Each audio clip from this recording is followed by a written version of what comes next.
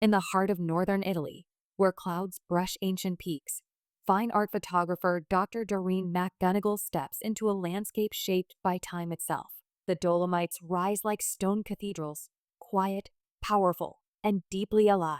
Here, every shift of fog and light tells a story millions of years in the making. Doreen's journey into the Dolomites isn't just about capturing dramatic scenery. It's about honoring a delicate ecosystem, one that is now facing the accelerating pressures of climate change, glacial retreat, biodiversity loss, and extreme weather shifts threaten the fragile alpine balance that has existed for centuries.